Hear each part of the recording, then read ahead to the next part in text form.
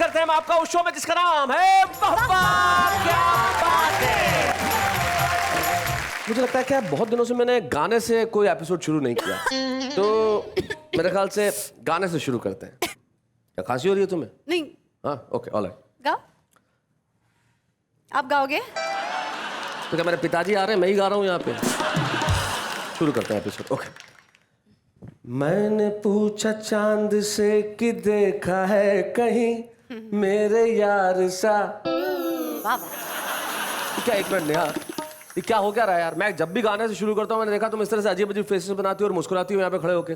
Sir, कभी आप ऐसे ऐसे ऐसे ऐसे गाते हैं तो मेरा एक्सप्रेशन तुम्हें समझ क्या है गाने की? क्लासिकल सीख रहा हूँ मैं इन दिनों, और वो भी कमाल का। बैठो, मैं आज तुम्हें क्लासिकल बताता हूँ। बैठो बैठो बैठो तुम वहां पे।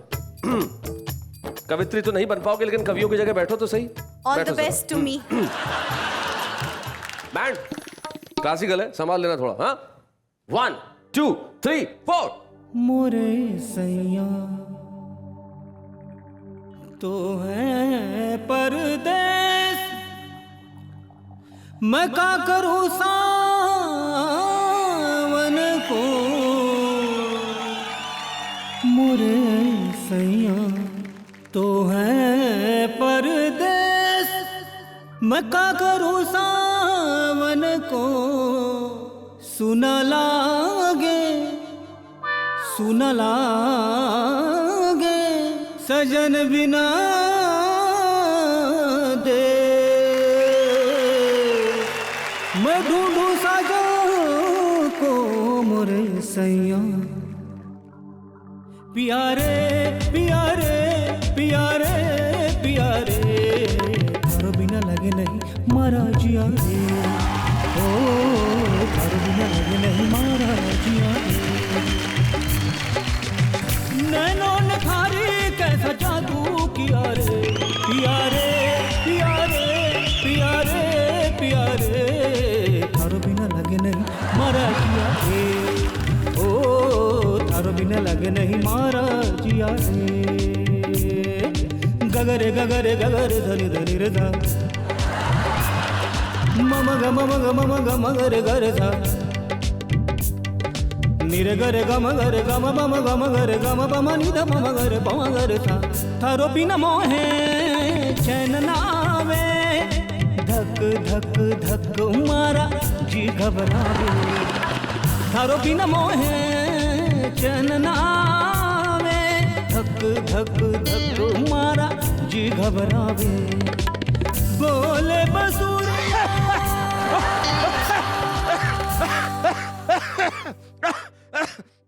बोल बोल बोल, सांस ले लीजिए।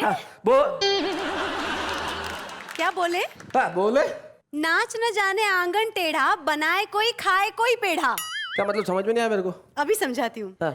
उठिए लखन जी, क्योंकि थारे बिना इनको चैन न आवे। क्या गाया है शैलेश जी। प्यारे प्यारे। अरे लगन सिंह, कितनी आवाज मिलती है हम लोगों की। ताली बजाओ, ताली बजाओ। क्या बात है। आपने कहा था मैं क्लासिकल सिंगिंग सीख रहा हूँ। हाँ, तो यही बोला था, लखन दादा से सीख रहा हूँ मैं। लखन दादा क्लासिकल सिंगिंग सिखा रहे हैं मेरे को। लखन दादा गंडा बांध के इनका शिष्य बना हूँ मैं। बहुत जबरदस्त सिखाते हैं लखन दादा, है कि नहीं? अच्छा सीख रहा हूँ कि नहीं? बहुत बढ़िया। ताली बजाओ भाई, ताली बजाओ। लखन भैया जाओ, बैठ जाओ यार। लखन भैया उसके बाद पोडियम पे जाओ भाई, काम शुरू करते हैं। पर एक मिनट भाई, जाने के पहले यहाँ खड़ी रहो। हमने गाया सो गाया, पहले हम जनता को ये तो बता दें कि हमारे कवि मित्र क्या करने वाले हैं। माला बूटों की जपे, कर्मों से अब ना डरे। इसका जीना इसका मरना, सभी कुर्सी के तले। एक कुर्सी के सिवा नेता में रखा क्या है। कि सरकार ने जैसे ही प्रौढ़ शिक्षा का अभियान चलाया, ये खबर सुनते ही बुड्ढों का बचपन लौट आया। अच्छा, तो सज सवर के 60 साल का ये बालक पढ़ने को चला। बालक उसका ये उतावलापन अम्मा जी को खला। पड़ोसन से बोली, देखो इस बुड्ढे की चाल में क्या बागपन छाया है, और पढ़ना जरूरी है, इसे 60 साल में समझ आया।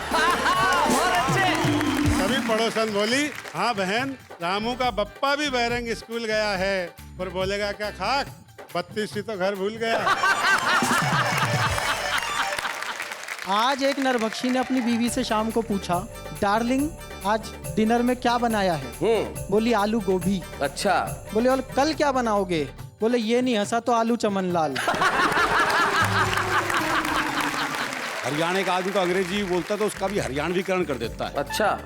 वो अंग्रेजी बोलेगा तो ऐसे ही बोलेगा, बोले हाउ डू डू रहे रे। वो एक ने एक से कहा, बोले हाउ डू डू रहे। दूसरा बोला फाइन सू। फाइन सू। एक बोला बड़ी भारीनेस सी फील कर रहा हूँ। भारीनेस? बोले भाई ये भारीनेस क्या होती है?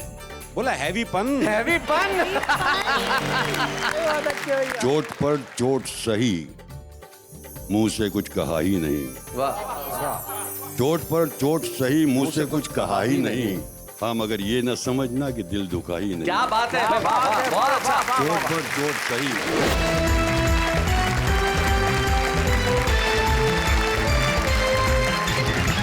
आहा, क्या दृश्य है। ऐसा नहीं लग रहा जैसे कोई लड़का लड़की देखने किसी के घर गया हो। मान लीजिए चिराग जैन ये लड़की देखने किसी के घर गया, मम्मी पापा दोनों साथ में हैं और साथ में अपने फूफा जी को भी लाए हैं और लड़कियां तैयार हैं। अब देखते हैं कि ये लड़की पसंद आती है कि नहीं परिवार को। एक मिनट। हाँ। लड़की को भी तो परिवार पसंद आना चाहिए। ये परिवार पसंद नहीं आएगा। ऐसा परिवार कहाँ होगा देश में जहाँ पे फूफा हंसी के मामले में दुनिया का बादशाह है, बवंडर नाम का ससुर है, किरण दुबे नाम की सास है जो मीठा मीठा गाती है और चिराग जैन नाम का लड़का है जो अभी से हाथ से कविताएं कर रहा है। ऐसा परिवार कहीं मिलेगा? जरा तालियां बजाइए इस परिवार के लिए। क्या बात है। आपको लड़की पसंद आए कि नहीं आए, लेकिन आपको हमारा एक काम करना पड़ेगा भाई। हमारे खास मेहमान हमारे बीच में है, उन्हें खुश करना बड़ा जरूरी है, तभी ये रिश्ता तय हो पाएगा। उनका नाम है चमन लाल उखड़ा। जरा तालियां बजाइए चमन लाल उखड़ा जी की। आइए।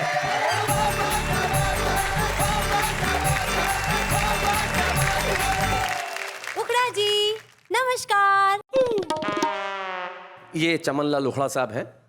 इनके परिवार में इनकी मर्जी के बिना कोई भी रिश्ता नहीं होता है और उखड़ा साहब जब से पैदा हुए हैं उखड़ा जी के जीवन में मुस्कुराहट नहीं है। नहीं।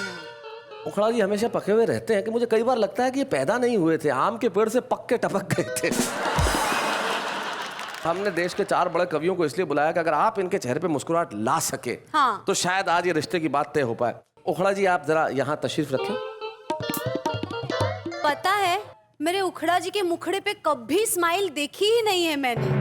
आज कोशिश करते हैं। जन्म से ही ऐसे हैं, ट्रेनिंग जन से ऐसे ये जन से ऐसे। शोक सभा में बड़े व्यस्त रहते होंगे। नहीं ये तो इनको ये जहाँ जाते हैं वहाँ शोक सभा हो जाती है, व्यस्त रहने की जरूरत नहीं है। तो आइए आप में से कौन सबसे पहले ट्राई करना चाहता है? मुझे लगता है महिलाएं बड़े सौम्य ढंग से ट्राई करती हैं। हाँ। तो किरण दुबे जी अगर आप आके हमारे देश की जनता को और चमन लाल उखड़ा को हंसाए तो इससे बेहतर क्या होगा भाई। किरण दुबे के लिए तालियां बजाइए।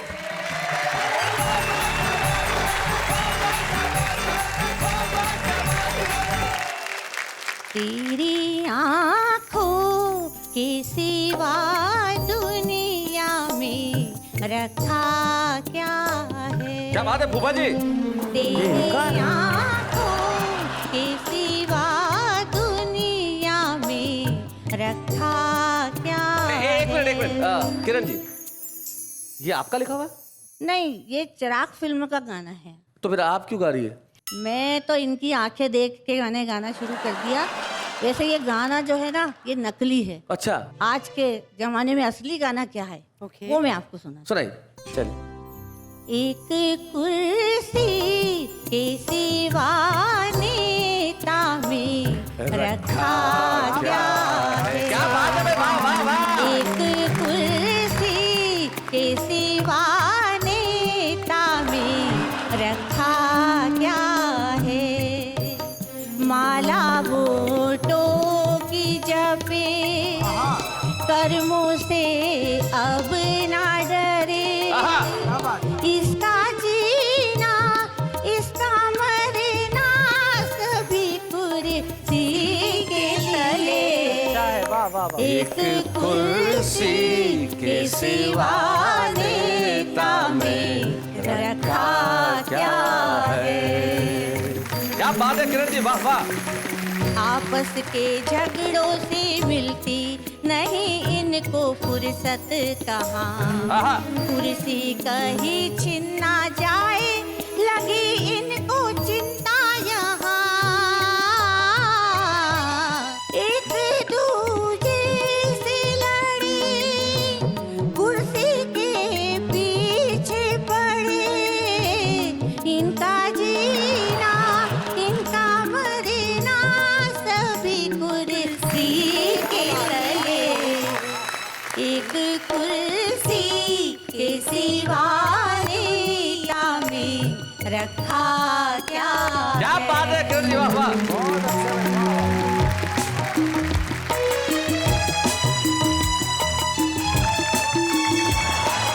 पल पल में दल को बदलने की इनकी तो आदत बुरी, किसको गिराए और किसको उठाए ये फितरत बुरी। क्या बात, एक दूजे से मिले, मिलके दल दल में घिरे, इनका जीना इनका मरना सभी कुर्सी के तले, एक कुर्सी के सिवा नेता में रखा क्या है। क्या बात है, बहुत अच्छा, बहुत अच्छा, बहुत अच्छा, बहुत अच्छा, बहुत अच्छा। किरण जी, सबसे पहली बात तो ये कि मैं आपको इस चीज के लिए विशेष धन्यवाद देना चाहूंगा कि आपने यहाँ स्टूडियो में हम सबको हंसाया ये कह के कि एक कुर्सी के सिवा नेता में रखा क्या है, लेकिन इस कुर्सी में जो रखा है वो नहीं हंसा, अफसोस। उखड़ा जी के जीवन में मुस्कुराहट नहीं, लेकिन हमारे पास एक बवंडर है जो इंदौर से आया है, और ये हास्य का बवंडर हम बुलाते हैं माइक पे, सुरेश बवंडर। स्वागत है।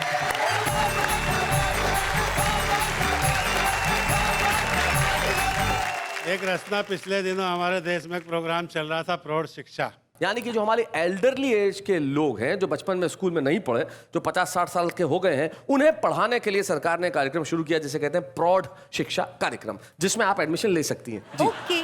कि सरकार ने जैसे ही प्रौढ़ शिक्षा का अभियान चलाया, ये खबर सुनते ही बुड्ढों का बचपन लौट आया। अच्छा। गांव-गांव शहर-शहर स्कूल खोले, हम नहीं पढ़ेंगे, कुछ शरारती बुड्ढे बोले। अच्छा, शरारती बुड्ढे। तभी शिक्षा अधिकारी बोला, तुम्हें क्या, तुम्हारे बाप को पढ़ाया जाएगा, सबको भी। और संपूर्ण राष्ट्र को साक्षर बनाया जाएगा। अरे निरक्षर ये दुनिया छोड़ जाओगे तो क्या ऊपर भी जाके अंगूठा लगाओगे? इसलिए कल से गांव में एक पाठशाला खोली जाएगी और सबको पढ़ाने शहर से एक मैडम आएगी। ओहो, मैडम आएगी। मैडम का सुनते ही बुड्ढों की धड़कनें बढ़ने लगी, और एक चालू किस्म के बुड्ढे की दाईं आंख फड़कने लगी। अरुण जैमिनी, ध्यान से सुनो। मुस्कुराते हुए पड़ोसी बुड्ढे से बोला, यार बड़ा मजा आएगा जब मैडम पढ़ाएगी, बचपन तो बचपन, हमारी जवानी भी लौट आएगी। सारे बुड्ढे हसीन सपनों में खो जाने लगे और सबको माधुरी के सपने आने लगे। ओए होए। तो सज सवर के 60 साल का ये बालक पढ़ने को चला। बालक। उसका ये उतावलापन अम्मा जी को खला। पड़ोसन से बोली, देखो इस बुड्ढे की चाल में क्या बागपन छाया है, और पढ़ना जरूरी है, इसे 60 साल में समझ आया। बहुत अच्छे भाई, बहुत बढ़िया भवंडर जी, क्या बात है। तभी पड़ोसन बोली, हाँ बहन, रामू का बप्पा भी बैरंग स्कूल गया है, और बोलेगा क्या खाक, 32 ही तो घर भूल गया। सारे बुड्ढे बैठे थे क्लास में लिए आशा, तभी छा गई निराशा। शिक्षा अधिकारी बोला कि मैडम नहीं आएगी। बुड्ढे बोले, हाय अब हमें कौन पढ़ाएगी। शिक्षा अधिकारी बोला, इस समस्या का समाधान किया जाएगा, फिलहाल तुम्हें नत्थू सरपंच पढ़ाएगा। नत्थू सरपंच। नत्थू सरपंच का नाम सुनते ही बुड्ढे बिचकने लगे, कुछ बुड्ढे सकरी गली से खिसकने लगे। तभी नत्थू सरपंच ने एक अखंड भारत के फटे पुराने नक्शे पे छड़ी रखते हुए एक इंटेलिजेंट बुड्ढे से पूछा, बताओ ये पंजाब है कि सिंध है। वह बोला, सर मैं कैसे बताऊं, मुझे तो मोतियाबिंद। क्या बात है। नत्थू सरपंच ने पूछा, अच्छा बाबा ये तो बताओ कि स्त्री में छोटी ई की मात्रा लगेगी या बड़ी ई की। वह बोला, सर सीधी सी बात है, यदि स्त्री छोटी होगी तो छोटी ई की लगेगी, नहीं तो बड़ी होगी तो बड़ी ई की लगेगी। नत्थू सरपंच बोला तुम्हें क्लास से भगा दूंगा, तुम्हारे माथे से साक्षरता की लाइन मिटा दूंगा। बुड्ढे बोले हमें क्लास से भगा दोगे, हमारे माथे से साक्षरता की लाइन मिटा दोगे और हम क्लास से भाग जाएंगे तो तुम्हारे प्रौढ़ शिक्षा के प्रोग्राम धरे रह जाएंगे।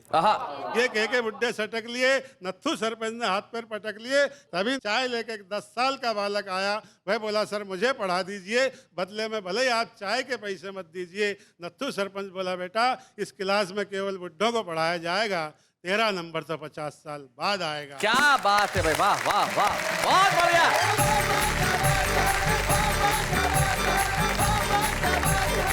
क्या बात है सुरेश बवंडर साहब, आपने बहुत बहुत बढ़िया रचना पढ़ी। लेकिन आपकी इस खूबसूरत कविता के बाद भी देश हंसा, जनता हंसी, लेकिन अफसोस। एक बाप अपनी बेटी को लेकर रेलवे स्टेशन गया, बेटी उसे छोड़ने आई थी। बाप गले मिल के बेटी को बड़ा उसको कह रहा था कि नहीं नहीं बेटा चिंता मत करना, मैं जल्दी वापस लौट आऊँगा। उसका माथा चूम रहा था तो एक जवान लड़का उसने कहा अंकल जी ट्रेन निकल जाएगी, आप ट्रेन पकड़ो, ये काम मैं कर लूँगा। तो जीवन में जब जवान इतने इंटेलिजेंट होने लगे तब मुझे लगता है कि चिराग जैन यहाँ आके शायद आपको तो हंसाएंगे ही, उखड़ा जी के चेहरे पर भी मुस्कुराहट लेके आए। चिराग जैन जोरदार तालियों के साथ। भाई लड़की तुझे ही पसंद करनी है तो थोड़ा ढंग से, हाँ, और उखड़ा साहब भी। या नॉट मी, हिम फर्स्ट। मैं ऑलरेडी इन सब चोचलों में काफ़ी लेट हो चुका हूँ। अच्छा अच्छा अच्छा। दरअसल शादी और मोबाइल के मामले में आदमी की एक सी धारणा होती है कि जितना देरी से करेगा उतना लेटेस्ट मॉडल मिलेगा। और ये मेरी आज की धारणा नहीं है जी, ये युगों युगों से चली आ रही है। वो शैलेश भैया एडम ने ईव से पूछा, एडम एंड ईव यानी आदम और हव्वा, दुनिया का पहला पुरुष और पहली महिला। उसने पूछा कि डार्लिंग क्या तुम मुझे प्यार करती हो? ईव ने कहा नहीं। बोला तो मुझसे ब्याह क्यों किया था? बोली मेरे पास चॉइस कहाँ थी।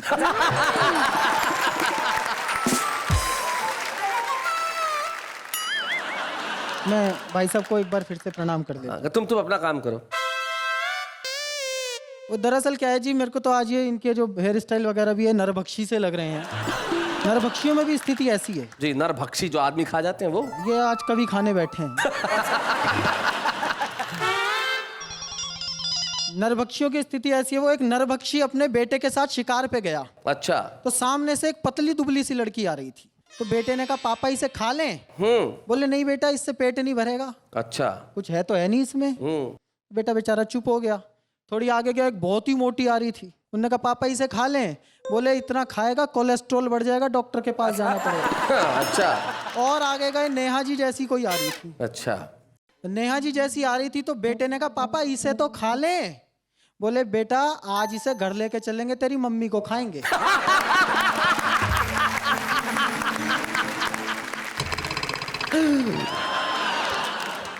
वो एक और बात याद आ गई जी नरभक्षी पे, मुझे मैं हाथ की हाथ बता देना चाहता हूँ जी। आज एक नरभक्षी ने अपनी बीवी से शाम को पूछा डार्लिंग आज डिनर में क्या बनाया है? बोली आलू गोभी। अच्छा। बोले और कल क्या बनाओगे? बोले ये नहीं हंसा तो आलू चमन लाल।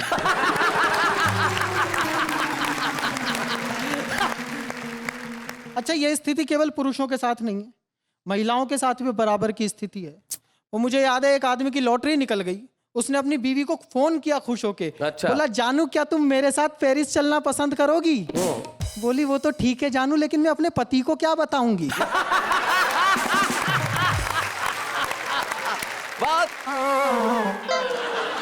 दरअसल क्या होता है नेहा जी, जब लड़का लड़की ढूंढ रहा होता है, बहुत दिनों तक लड़की ढंग की नहीं मिलती तो कुछ कम्मों मिल जाती हैं।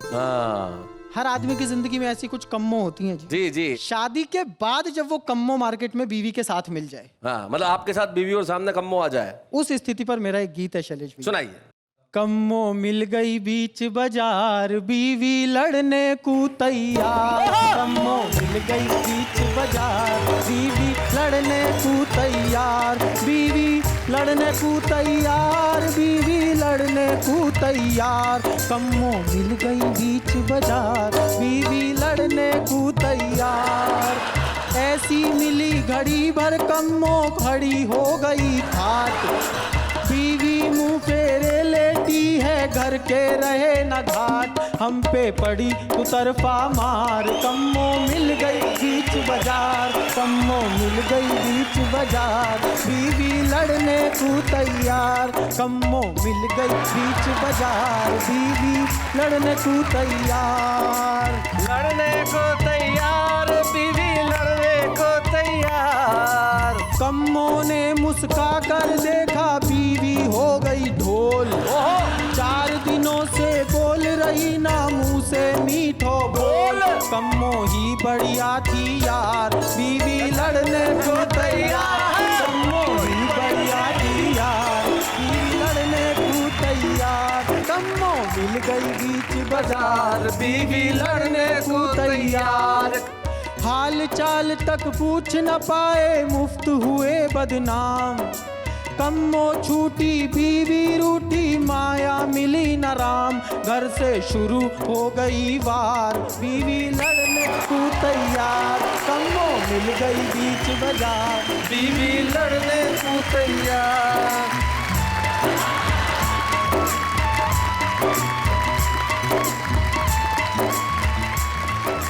क्या बात है!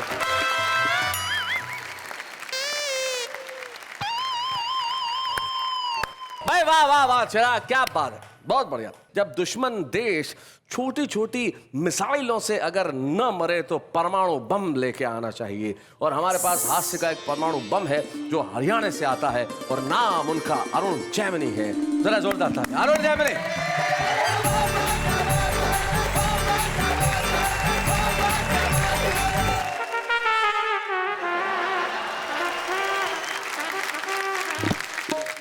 ये क्या किया आपने? ये गेंडा कहाँ से लाए हो आप?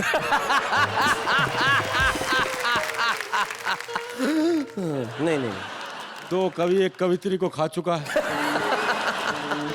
हाँ नेहा जी, आहा क्या आपने क्या बोला था मेरे को बुलाने से पहले? I appreciated you know. बस ये अंग्रेजी की दिक्कत है हरियाणा के आदमी के साथ।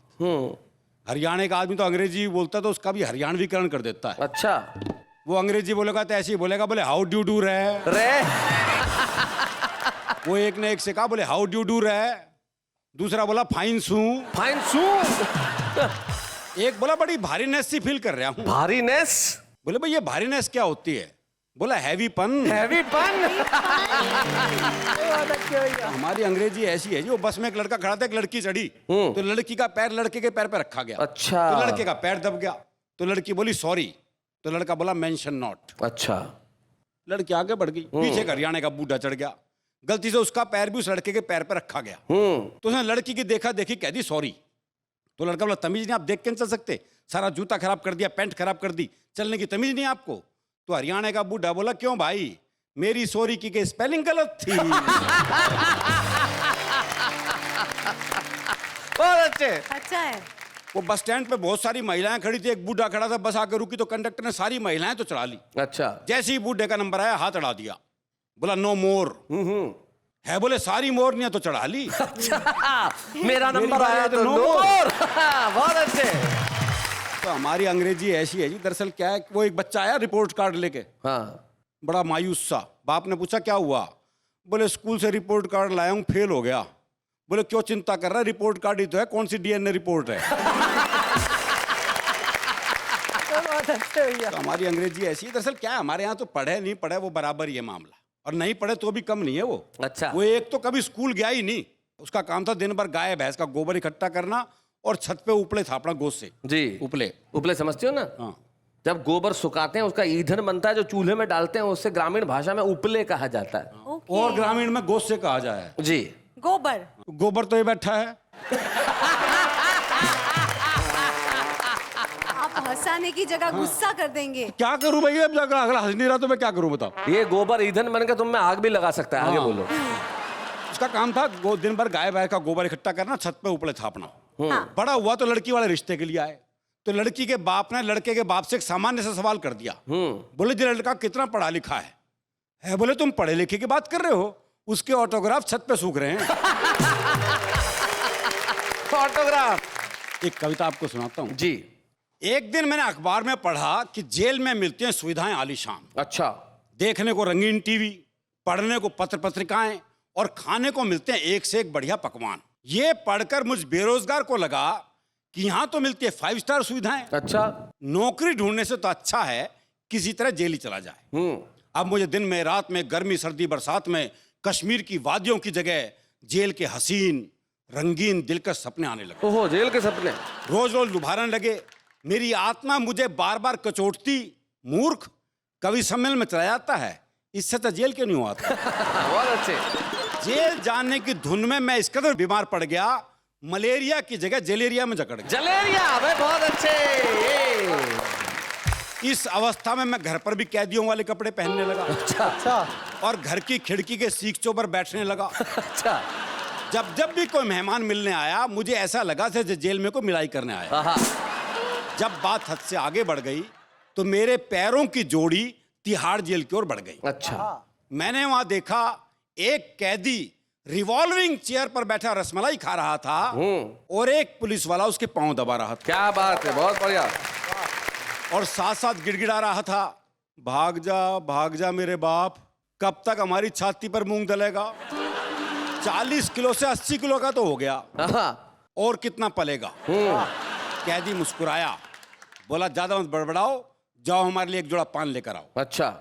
सिपाही के जाते ही मैंने कैदी को दंडवत प्रणाम किया और कहा, हे महान आत्मा, मेरा मार्गदर्शन कीजिए, मेरी जेल जाने की हार्दिक इच्छा है, इन चरणों में जगह दीजिए। कोई उपाय बताइए, किसी भी तरह से सही मुझे जेल ले आइए। कैदी पिंगला, तो जेल में आएगा, मिठाइयाँ और पकवान खाएगा, ऐसा कर किसी की टांग तोड़ दे। अच्छा। या कोई लड़की छेड़ दे। ये ब्रह्म वाक्य लेकर मैं वापस घर आया। एक दिन मैंने एक आवारा लड़के की टांग तोड़ दी। अब जेल जाना पक्का। और घर पर आकर करने लगा इंतजार कि पुलिस वाले अब आए। लेकिन थोड़ी देर बाद ही मोहल्ला सुधार समिति के कुछ सदस्य आए। अच्छा। बोले, आपने उस आवारा की टांग तोड़ी, धन्यवाद। अच्छा। हम सार्वजनिक रूप से आपका अभिनंदन करना चाहते हैं और इस पुण्य कार्य के लिए आपकी प्रशंसा करना चाहते हैं। बहुत अच्छे। अभिनंदन के एक हफ्ते बाद वही आवारा लड़का मेरे घर आया। अच्छा। और मिठाई का डिब्बा मेरे हाथ में थमाया। बोले, आपसे मिलकर तो मेरी जिंदगी बदल गई। आपने उस दिन टांग तोड़कर मुझे विकलांग किया और इस चक्कर में मुझे नौकरी मिल गई। वाह वाह वाह वाह, बहुत बढ़िया। मैंने सोचा अब अगला उपाय क्या जाए, बस में किसी लड़की को छेड़ दिया जाए। बस में लड़की को छेड़ दिया जाए। तो बस में घुसते ही मैंने एक सुंदर कन्या की तरफ आंख चलाई। वो कुछ नहीं बोली तो हमने उसकी उंगली दबाई। लेकिन वो तो कमाल थी, उसने अपनी उंगली नहीं हटाई। अच्छा। उंगली से हम थोड़ा और आगे बढ़े तो 2 पुलिस वाले हमारे सिर पर आ चढ़े। बोले, शर्म नहीं आती, सरेआम लड़की को छेड़ते हो, अपनी उंगली उसकी उंगली से भेड़ते हो। तभी तीसरे पुलिस वाले ने टोका, अबे रहने दे, सस्पेंड कर देगा दरोगा, सरेआम लड़की छेड़ रहा है, जरूर किसी बड़े बाप का बेटा होगा। वाह वाह वाह वाह, बहुत बढ़िया। पहला बोला, नौकरी गई भाड़ में, ये बड़े बाप के बेटे ऐसा ही करते हैं शराफत की आड़ में। क्या बात है। ये बड़े बाप के बेटे ऐसा ही करते हैं शराफत की आड़ में। लड़की दरअसल छिड़ी ही नहीं थी। अच्छा। उंगली उसकी उंगली से भिड़ी नहीं थी, इसलिए वो बीच में पुलिस वाले से बोली, भाई साहब क्यों इतने हैंडसम लड़के को बदनाम करते हैं? बहुत अच्छे। क्यों इतने हैंडसम लड़के को बदनाम करते हैं? इन्होंने तो मुझे छेड़ा ही नहीं। उस लड़की को छेड़ना मुझे और सता गया, क्योंकि शाम को उसका बाप घर पर रिश्ता लेके आ गया। एक दिन मैंने एक महिला का पर्स चुराया। अच्छा। और भागा भागा पुलिस स्टेशन आया। वह महिला वहीं बैठी पाई और जैसे ही उसने पर्स चोरी जाने की रिपोर्ट लिखाई, मैंने पर्स को थानेदार के आगे सरकाया और हथकड़ी लगवाने की मुद्रा में अपने हाथों को आगे बढ़ाया। पुलिस वाले ने मेरे हाथों को झड़क दिया। मुफ्त में जेल जाना चाहता है। क्या बात है भाई, वाह वाह, बहुत बढ़िया पंक्ति है। मुफ्त में जेल जाना चाहता है। इतना कहकर उसने एक फोन मिलाया और अपने साले को थाने में बुलवाया। मुझे 2 डंडे मारकर वापस भिजवा दिया और पर्स चुराने के आरोप में उस साले ने अपने साले को अंदर करवा दिया। क्या बात है, वाह। अब आप ही लोगों से कुछ उम्मीद है? इतना क्वालिफाइड अपराधी, इतना जेन्युइन अपराधी खुलेआम घूम रहा है, जेल जाने के लिए कोई सोर्स ढूंढ रहा है। अब आप ही कोई उपाय बताओ, हो सके तो कोई सोर्स भिड़वाओ और किसी भी तरह से सही मुझे आप जेल तो भिजवाओ। क्या बात है, वाह वाह। वैसे आप भी क्या उपाय बताओगे?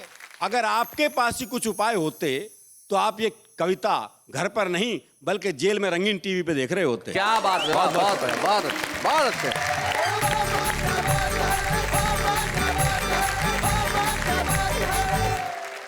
जेल का हाल ऐसा ही होता है।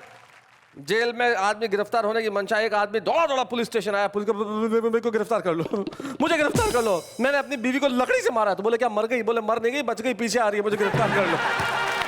तो आदमी अगर गिरफ्तार होना चाहे तो भी नहीं हो पाता। लेकिन क्या कविता सुनाई आपने। Actually. सारा देश हंसा और सारी जनता हंसी, लेकिन चमन लाल उखड़ा नहीं हंसा।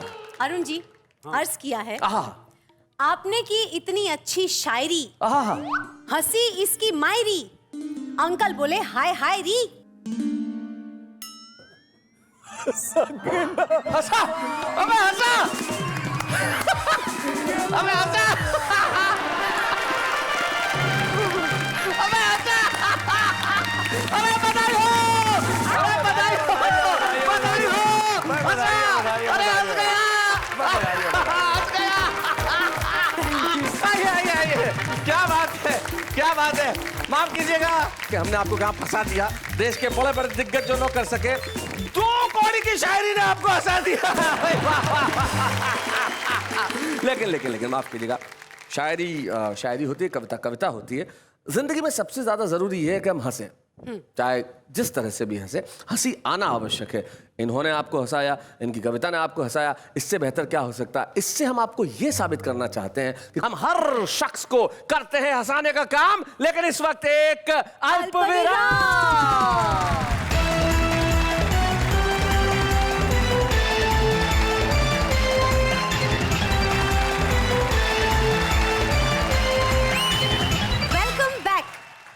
यहाँ हम करते हैं सबको हंसाने का काम जी।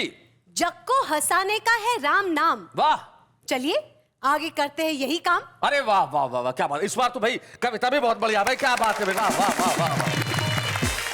बड़ौदा की गोद से हम ऐसे शायर को, एक ऐसे अजीम नाम को आपके समक्ष आज बुलाना चाहते हैं, जिन्होंने न केवल उर्दू में अपनी रचनाएं की, गजल कहीं, शेर कहे, बल्कि गुजराती में भी बहुत सारे शेर उन्होंने खूबसूरत कहे। जब वो यहाँ खड़े होंगे और अपने शेर पढ़ेंगे तो आप कहेंगे वाह वाह, क्या बात है। आइए हम मिलते हैं आज के हमारे विशेष मेहमान, हमारे खलील धनतेजवी साहब। स्वागत है।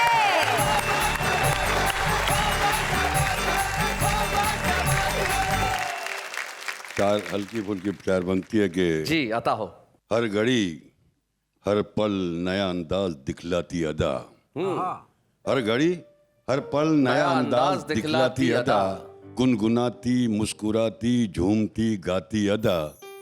और इस अदा पर हम खलील अब कैसे पहचाने उन्हें, चाल में पंजाबियत बातों में गुजराती अदा। क्या बात है। चार मिसरे और सुनिए जी इरशाद। चोट पर चोट सही, मुंह से कुछ कहा ही नहीं। वाह, चोट पर चोट सही, मुंह से कुछ कहा ही नहीं। हाँ मगर ये न समझना कि दिल दुखा ही नहीं। क्या बात है, बहुत अच्छा। चोट पर चोट सही, वाह वाह वाह वाह। जो हुआ वो किसी अखबार में छपा ही नहीं, और जो छप गया ऐसा तो कुछ हुआ ही नहीं। क्या बात है भाई, वाह, बहुत बढ़िया खलील साहब, क्या बात है।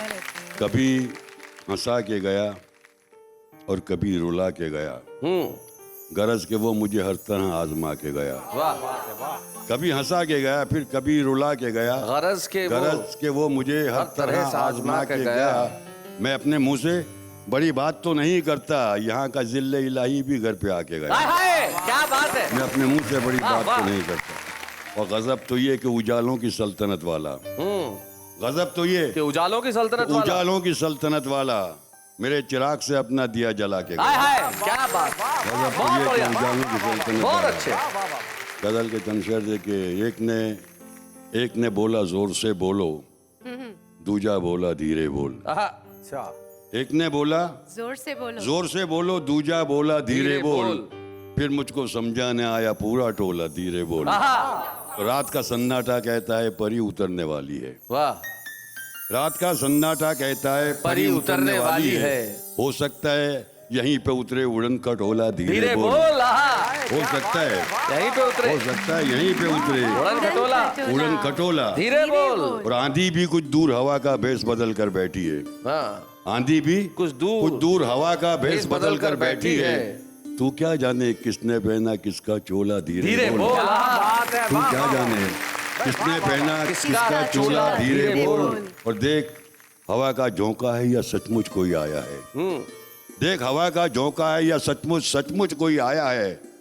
देख किसी ने दरवाजे का जिस्म टटोला धीरे हाय हाय बोल। हाय हाय, क्या बात देख किसी ने है। दरवाजे का जिस्म टटोला धीरे बोल। हाँ। और धीरे से कहता हूँ धीरे बोल मगर सुनता ही नहीं। अच्छा। धीरे से कहता हूँ धीरे बोल मगर सुनता ही नहीं। आखिर मैं भी चिल्लाया और जोर से बोला धीरे बोल। हाय हाय, क्या बात है, बहुत बढ़िया शेर है। वाह वाह खलील। और एक गजल के कहना है कि क्या हुआ अगर जागने की ठान ली और सो गए। आहा। क्या हुआ? क्या हुआ अगर जागने की ठान ली और सो गए। नींद अपनी थी उसे पहचान ली और सो गए। आहा। और घर का दरवाजा खुला था सो खुला ही रह गया। हमने बेफिक्री की चादर तान ली और और सो गए। क्या बात है। कितनी अच्छी रत जगह की रात आई थी मगर। कितनी अच्छी रत जगह की रात आई थी मगर हमने तन्हाई की नीयत जान ली और सो गए। हाय हाय, क्या बात कितनी है। अच्छी रत जगह और सो गए। और एक दो बोसे हवा में बेचकर उनकी तरफ एक दो बोसे हवा में। एक दो बोसे हवा में बेचकर उनकी तरफ उनसे हमने हल्की सी मुस्कान ली और सो गए। हाय हाय, क्या बात है। दो वाह बोसे। वाह वाह वाह। और रात जागोगे तो दिन में टूट जाओगे खलील। रात जागोगे तो दिन रात में जागोगे। टूट जाओगे खलील। रात जागोगे तो दिन में टूट जाओगे खलील। बात सच्ची थी सो हमने मान ली और सो गए। हाय हाय, क्या बात है। और सो गए। और चंद शेर देखिए कि जी उसका क्या। दिल तो आखिर दिल ही ठहरा कहीं भी भटके उसका क्या। दिल तो आखिर दिल ही ठहरा। दिल तो आखिर दिल ही ठहरा कहीं भी भटके उसका क्या। उसका क्या। शहर में मेरी बदनामी के होंगे चर्चे उसका क्या। उसका क्या। क्या बात है। और तुमने तो रो रो के दुपट्टे पानी पानी कर डाले। हाय हाय। तुमने तो रो रो के दुपट्टे पानी पानी कर डाले। और हम भी दिल को थाम के रोए चुपके चुपके उसका क्या। क्या बात है। और सुबह की सारी किरणें उसने अपने नाम पे लिखवा ली। अच्छा। सुबह की सारी किरणें उसने अपने नाम पे लिखवा ली। हम भी सारी रात गए तक जागते बैठे उसका उसका क्या। आहा। और तूने जिनके नाम बताए वो तो खैर ऐसे ही थे। तूने जिनके नाम बताए वो तो खैर ऐसे ही थे। कुछ लोगों ने तेरे हाथ में पत्थर देखे उसका क्या। और सबको हमारा रहन सहन और खाना पीना दिखता है। सबको हमारा रहन सहन और खाना पीना दिखता है। सबको हमारा रहन सहन और खाना पीना दिखता है। अरे हमने अपने कच्चे पक्के सपने बेचे उसका क्या। भाई वाह वाह, बहुत बढ़िया। क्या शेर है भाई, वाह वाह वाह। खलील साहब, आपकी उर्दू हिंदी पे पकड़ है। आप गुजरात के गौरववान और गुणवान शायर है। તમારો ખૂબ ખૂબ આભાર અહીંયા આવવા માટે। તમે કાંઈ ગુજરાતીમાં બે શબ્દો કહો તો અમારી જનતા ખૂબ પ્રસન્ન થશે। हाँ, एक मतला और 2-3 शेर सुना देंगे तो क्या बात है सबसे। તમારા ઘરના દીવા રાતે રસ્તામાં હતા કે શું। अच्छा। તમારા ઘરના દીવા રાતે રસ્તામાં હતા કે શું। પવન ફંટાઈ જશે એ ભરોસામાં હતા કે શું। आहा, क्या बात है। અને ઘરે પહોંચો તો દરવાજાએ પૂછ્યું ક્યાંથી આવો છો। अच्छा। ઘરે પહોંચો तो દરવાજાએ પૂછો દરવાજાએ પૂછ્યું ક્યાંથી આવો છો। क्या बात है।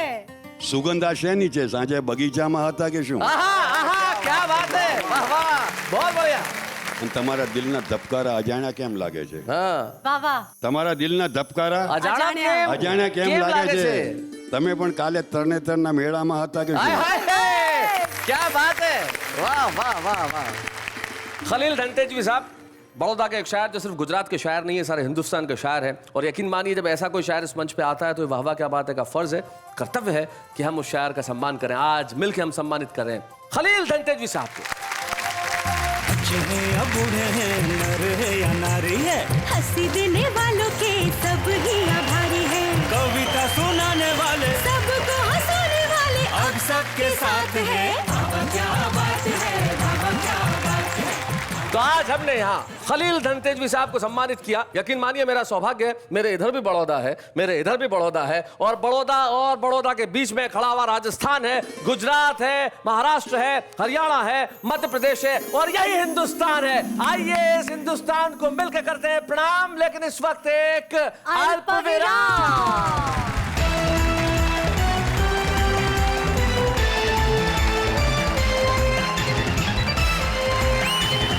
लौट आए हम उस कार्यक्रम में जिसका नाम है हमने हमारे वाह वाह क्या बात है में एक नई परंपरा का आरंभ किया है जिसका नाम है शुभारंभ। तो इस परंपरा को आज आगे बढ़ाते हुए हम बुला रहे हैं दुर्गेश दुबे जी को।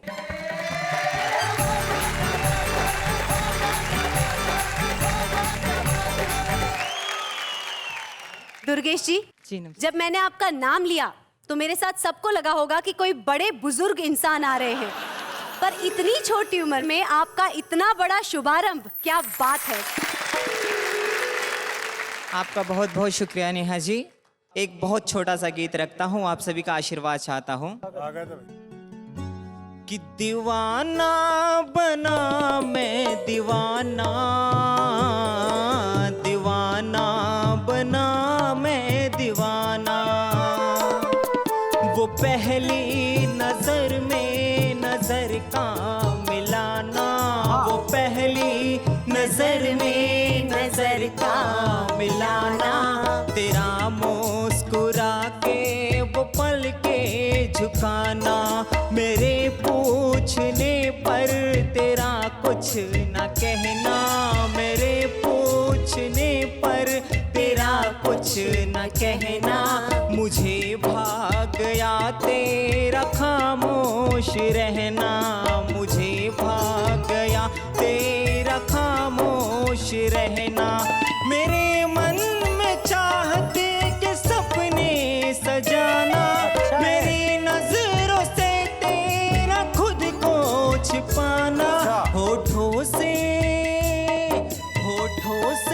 दुपट्टा दबाना, दीवाना बना मैं दीवाना, दीवाना बना मैं दीवाना, दीवाना बना मैं दीवाना।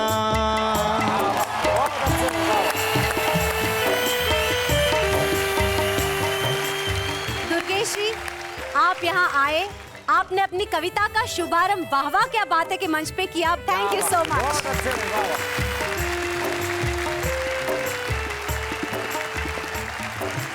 भाई यकीन मानिए, मेरा ख्याल से वाराणसी के रहने वाले दुर्गेश दुबे जो इस वक्त यहाँ आके कविता पढ़ के गए, उनके मन में जितनी खुशी होगी उससे बयान नहीं किया जा सकता। दुनिया में कुछ चीजें ऐसी होती है जिनकी गिनती हो नहीं सकती और कुछ चीजें ऐसी होती है जिनकी गिनती की नहीं जानी चाहिए। वाह वाह क्या बात है, मैं आपके घरों में कितने ठहाके लगते हैं इसकी गिनती मत करिए, हंसते रहिए। हमने कसम खा रखी है कि आपके घरों में समस्याओं को आने नहीं देंगे, चिंताओं को घुसने नहीं देंगे, आपके दरवाजों पे टेंशन कभी दस्तक नहीं देगा, क्योंकि जब तक हम हैं आपकी हंसी में बहुत दम है और हम सब मिलके चाहे दिन हो या रात हो कहते रहेंगे वाह वाह क्या बात है।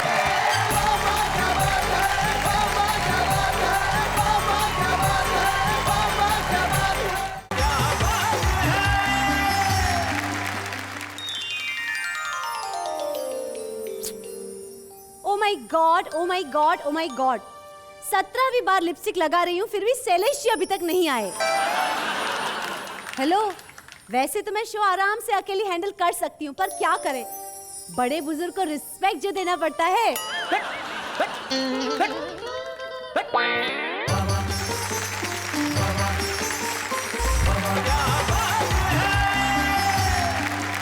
क्या है ये बड़े बुजुर्ग का रेस्पेक्ट मतलब खुद का रेस्पेक्ट आदमी नहीं करेगा? करना चाहिए तुम्हें अपना रेस्पेक्ट। नहीं नहीं नहीं नहीं क्या मतलब नहीं नहीं आदमी? अच्छा तुम अपना रेस्पेक्ट नहीं करना चाहते? हम नहीं करते तुम भी नहीं करो, तुम तो करो कम से कम। अरे भाई मतलब यार शैलेश जी एक मिनट, आप इतने हाइपर क्यों है, इतना गुस्से में क्यों है आप? तुम्हारे साथ आदमी आगे का नॉर्मल रहेगा, पर उसके पहले यार ये बाहर ऐसे ऐसे लोग मिल जाते हैं, ऐसी की तैसी कर डालते हैं पूरे मूड की, पूरे दिन की। ओह गॉड, कौन ऐसा इंसान आपको मिल गया? अरे क्या कौन मिला बताऊं तुम्हें? हाय, आपको कौन मिला? ये फालतू जोक मत मार, वैसे ही दिमाग बहुत खराब है। कौन मिला, एक मात्रा नहीं दो मात्रा, कौन मिला कौन? ओहो, मिस्टर बच्चन मिले। हाय, अरे मिस्टर बच्चन से भी ऊपर की चीज, हाय घायल टुकड़ा। हाय, हाँ घायल टुकड़ा, परेशान कर रखा है। शो में बुलाओ, शो में बुलाओ, बाबा शो में बुलाओ, कैसे बुलाओ यार? कैसे बुलाओ? हद करके मतलब घायल टुकड़ा कोई आदमी है ये? कोई आदमी है ये? ऐसी की तैसी काट डाल दिया है। वही तो क्या। वैसे क्या कह रहे थे घायल टुकड़ा जी? घायल टुकड़ा मतलब कह रहा था कि देखो शैलेश जी मुझे शो में बुला दो, नहीं तो अच्छा नहीं होगा। मतलब कि मैं शो में आना चाहता हूँ, मैं बहुत शायरी कर रहा हूँ आजकल, सुबह शाम दोपहर, और शायरी नहीं करता तो शायरी की ऐसी तैसी जरूर करता हूँ। तो फाइनली आप घायल टुकड़ा बन ही चुके हैं। बन चुके मतलब है ही हम तो घायल टुकड़ा।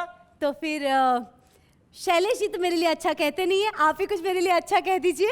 ऐसा कहूंगा मतलब कि साथ में चली आएगी घर पे। अयो, मजाक नहीं कर रहा हूँ कि तू घर के लिए नहीं, मैं घर के लिए नहीं, बाहर के लिए ठीक है, मतलब घूमने फिरने। हाँ हाँ, बाहर के लिए ठीक है, शॉपिंग भी। क्या यार, तू घर के लिए नहीं, बाहर के लिए ठीक है। तेरी उम्र के हिसाब से तू मेरे फादर के लिए ठीक है। खैर साहब, ये घायल टुकड़ा तो जब आएंगे तब आएंगे शो में, लेकिन हम उन्हें बीच में आपसे इसी तरह से मिलाते रहेंगे। लेकिन पहले ये तो जान ले कि आज जो वो लोग आ रहे हैं जो आपको घायल करने वाले अपनी कविताओं से, वो क्या क्या करने वाले। करा दो जी करा दो,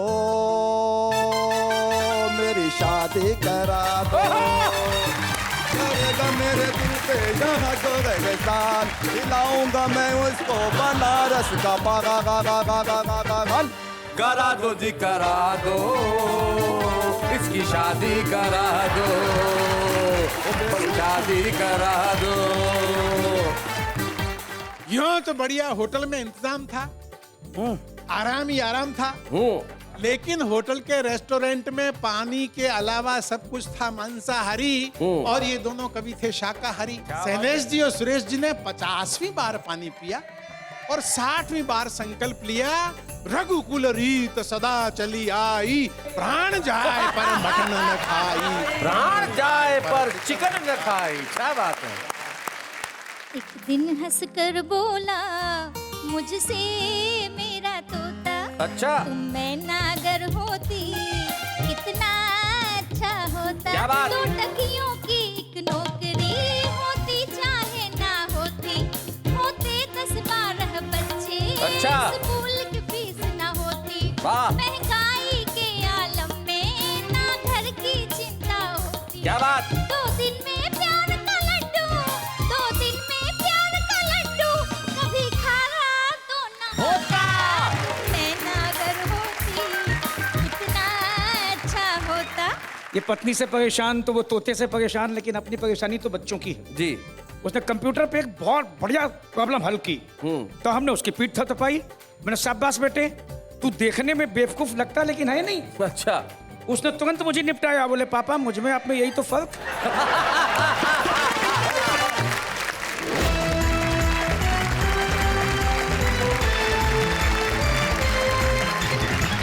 स्वागत है आपका उस शो में जिस शो ने हिंदुस्तान के कविता के इतिहास के अंदर तहलका मचा दिया। 100 से ज्यादा एपिसोड कर चुके हैं हम। वाह वाह, क्या बात है कि आज हमारी इस महफिल में उठेंगे ठाके, बजेंगी तालियां, सुनाई जाएगी कविता, आपके घरों में बहेगी हंसी की नदी जिसमें तैर के आप बाहर निकलेंगे, और जब बाहर निकलेंगे तो होंगे खुश, चेहरों पे होगी मुस्कुराहट, और घर का हर सदस्य मिलकर यही कहेगा वाह वाह क्या बात है।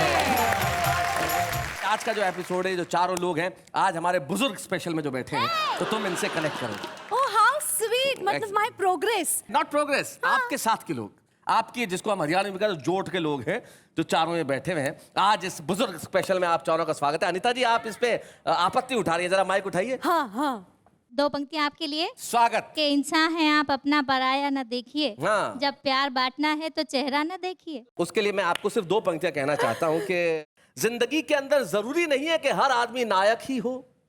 जिंदगी में क्या बात है? जरूरी नहीं है कि हर आदमी नायक ही हो, और चेहरा देखा भी जा सकता है अगर देखने लायक भी हो।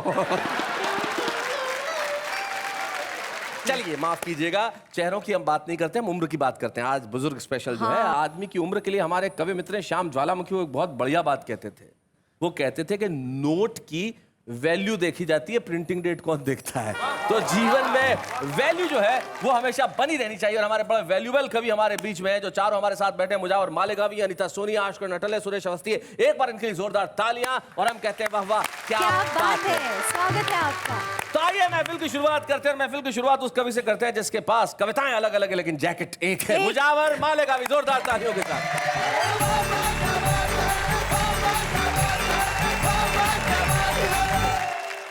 शैलेश जी, जी वाह वाह क्या बात के लिए कल निकला घर से जी, तो एक पत्नी अपने पति को बहुत बुरी तरह पीट रही थी। सीधा कहो ना, अपनी कहानी सुना रहे हो। हाँ सर, मैं अपनी बात सुनाता हूँ। मैं मतलब किसी और की पत्नी किसी को पीट रही थी और आपको अपना जमाना याद आ गया। जी सर। किस तरह से? जो मेरे साथ हुआ मैं बिल्कुल सच सच पेश करता हूँ। सुनाइए। सुनिएगा। कल रात मेरी अच्छा पत्नी ने मुझको कल रात मेरी पत्नी ने मुझको दौड़ा दौड़ा के मारी फूकने फूकने फूकनी, फूकने फूकने फूकनी। अरे फूकने इतनी पड़ी बरसों बाद मुझको इतनी पड़ी बरसों बाद मुझको मिट गई मेरी सारी खुजली खुजली अरे खुजली। बहुत धन्यवाद, शुक्रिया। क्या बात है। इन्हें जरा फूकने का अर्थ बता दूं। ये चूल्हा फूकते हैं ना गांव में, तो जिससे फूका जाता है वो लोहे की फूकनी हुआ करती है, उससे खींच के मारा मुजावर भाई को। वाह वाह, क्या बात है। मैं पंच हाजिर करता हूँ। जी जी, हाजिर कीजिए। रात को जब मैं घर पहुंचा तो घर पे लगाता ताला ताला। रात को जब मैं घर पहुंचा तो घर पे लगाता ताला शायद बेगम भाग गई ये बोल रहा दरवाजा शायद बेगम भाग गई ये बोल रहा दरवाजा सर्दी है जम के बाहर हूँ तन्हा सर्दी है जम के बाहर हूँ तन्हा आके कोई ओढ़ाए गुदड़ी गुदड़ी गुदड़ी गुदड़ी गुदड़ी गारा गुदड़ी गुदड़ी अरे गुदड़ी गुदड़ी गारा गुदड़ी गुदड़ी अरे गुदड़ी। ये बंद को दरखास्त सुनिएगा। सुनाइए। मेरी साली छुपी हुई थी मेरी साली छुपी हुई थी मुर्गी के दरबे में साली मेरी छुपी हुई थी मुर्गी के दरबे में। क्या साली है? खटखट की आवाज जो आई रात के सन्नाटे में रात के सन्नाटे में तो सासू मेरी आवाज सुन के तो सासू मेरी आवाज सुन के मुझसे घबरा के बोली उसी बकरी बकरी बकरी बकरी बकरी बकरी क्या बात है बकरी बकरी अरे बकरी। बहुत शुक्रिया, बहुत धन्यवाद। क्या बात है, वाह वाह वाह। तब से मैं अकेला बहुत बोर होता हूँ, तन्हाई में अजीब अजीब ख्वाब नजर आते हैं। How sad. अब मैं चाहता हूँ कि अपना कोई जीवन साथी चुन लूं। अरे तो मैं आपकी मदद के लिए तैयार हूँ। शुक्रिया, बहुत शुक्रिया। चुनिए। हमारे पास एक कैंडिडेट है। ये अन्याय है। हाँ, क्या ये इनके साथ अन्याय है। नहीं तो इस टीम में और भी कवि हैं। बहुत अच्छे, जरा इन्हें प्रपोज करिए। अगर नेहा जी आप मेरी भावनाओं का सम्मान करती हैं तो मैं गीत हासिल कर देता हूँ। हाँ, कौन कौन सी भावना है? पटेल, मिश्रा। भावनाएं जो हैं मैं सादर करता हूँ, सुनिएगा जी। करा दो जी करा दो मेरी शादी करा दो करा दो जी करा दो इनकी शादी करा दो।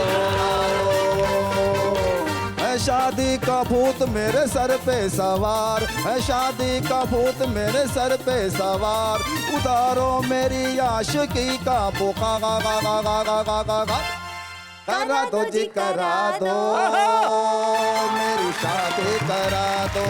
क्या बात है। बना दो जी बना दो मुझे दूल्हा बना दो करेगा मेरे दिल पे यहाँ जो है एहसान करेगा मेरे दिल पे यहाँ जो है एहसान खिलाऊंगा मैं उसको बनारस का बागा गा गा गा गा गा गा गा बना जो जी करा दो मेरी शादी करा दो ओ मेरी शादी करा दो शादी करा दो।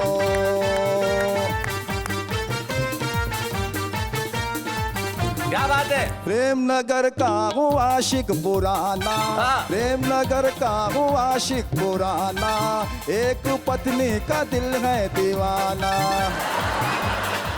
60 बरस का हूँ अब तक कुंवारा 60 बरस का हूँ अब तक कुंवारा ढूंढता हूँ बाहों का सहारा ढूंढता हूँ बाहों का सहारा सोनी पड़ी है दिल की अटरिया एक जमाने से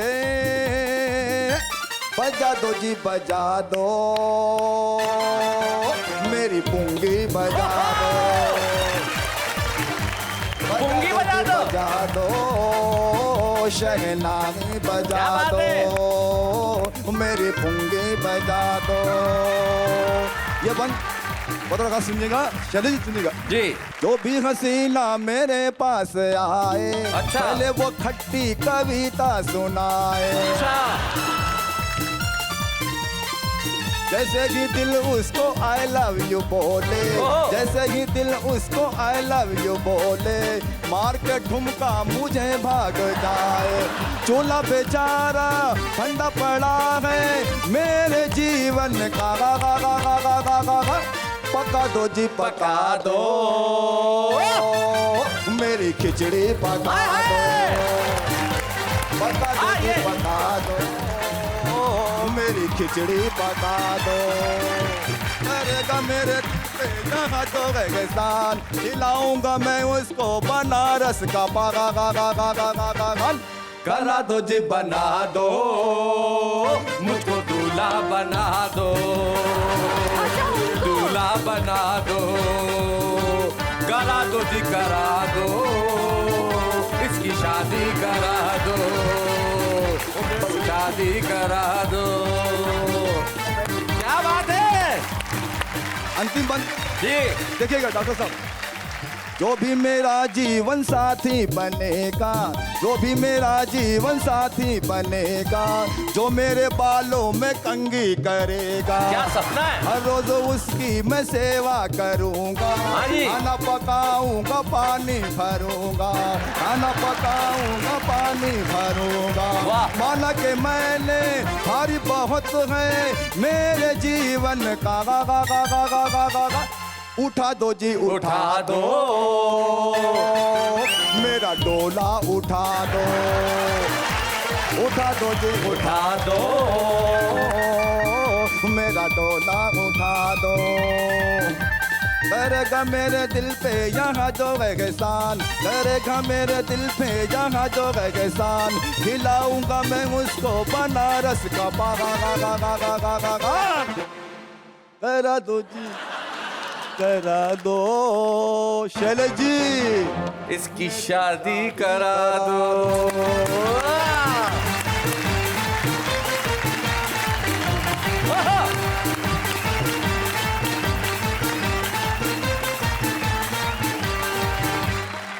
क्या बात वाह है वाह वाह मुजावर मुजावर भाई, आपने कमाल कर दिया और मुझे हाँ। उस जमाने की याद दिला दी जब राजाओं के सामने नर्तकियां नाचती थी और राजाओं का दिल आ जाता था तो उससे विवाह भी कर लेते थे।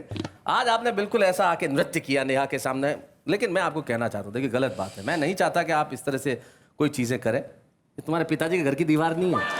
नहीं, आपको राजा वो जमाने में लेके जा रहे थे तो मैंने सोचा मैं तो किसी और जमाने में जाऊंगा तो वो करने लगोगी। मैं कहना चाहता हूँ मुजावर भाई, यहाँ प्रपोज मत करो। हाँ। एक लड़का बहुत दिनों से कह रहा था, मुझे कहता वो बस एक बार नेहा हाँ भर दे नहीं तो मैं मर जाऊंगा। मैंने कहा हाँ भर देगी तो वैसे ही मर जाएगा, इसलिए मैं नहीं चाहता कि आपके साथ कोई दिक्कतें हो मुजावर भाई। मैं चाहता हूँ कि आप बिल्कुल अपनी जिंदगी में ठीक ठाक रहें। हाँ, हाँ। आइए हम अगले प्रत्याशी से मिलते हैं, वो प्रत्याशी जिन्होंने जीवन में जवानी में ऐसे बहुत सारे ऐतिहासिक घटनाओं को अंजाम दिया जिन्हें हम आज भी याद करते हैं। बचपन में उन्होंने ये जो स्किन है आप देखिए, जो लाल बूंद आश्कर नटल नजर आ रहे हैं, इसका एक वैज्ञानिक कारण है। ओह जी, बचपन में गांव में रहे हैं जहां ऊंटनी का दूध इन्होंने पिया है। ऊँटनी का? जी Yes. लोग गाय का बकरी का, बिल्कुल सच्ची बात बता रहा हूं मैं। ये वही कारण है जो आज आश्कर अटल बाईपास सर्जरी के बाद भी यहाँ इस तरह से बड़े सशक्त होके और पूरे उत्साह और उमंग के साथ बैठ के कविता Proud बोलने के लिए of आए you, हैं। आश्करण जी। डेफिनेटली आश्कर अटल जी, मैं सारे देश को बता देना चाहता हूँ कि आपकी बाईपास सर्जरी हुई है, सिर्फ इसलिए बता देना चाहता हूँ कि उनको मालूम है कि ये चीज सिर्फ बुढ़ापे में ही होती है। आइए आश्कर अटल, जोरदार तालियों के साथ।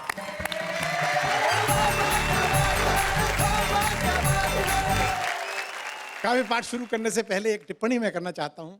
पिछले दिनों रुपए के गिरने की जो खबर आई हम सबने पढ़ी थी, रुपया बहुत गिरा, लेकिन रुपया उतना कभी नहीं गिर सकता जितना आदमी रुपए के लिए गिर सकता है। क्या बात है भाई, वाह वाह वाह, बहुत बढ़िया। अब जिस कविता के लिए मुझे मंच से आदेश हुआ है मैं वो जी। सुनाना चाहता हूँ। स्वागत। कविता का शीर्षक है वेजिटेरियन कवि इन अमेरिका। वेजिटेरियन कवि इन अमेरिका। ये कविता मैंने शैलेश लोढ़ा और सुरेश जी पे लिखी है।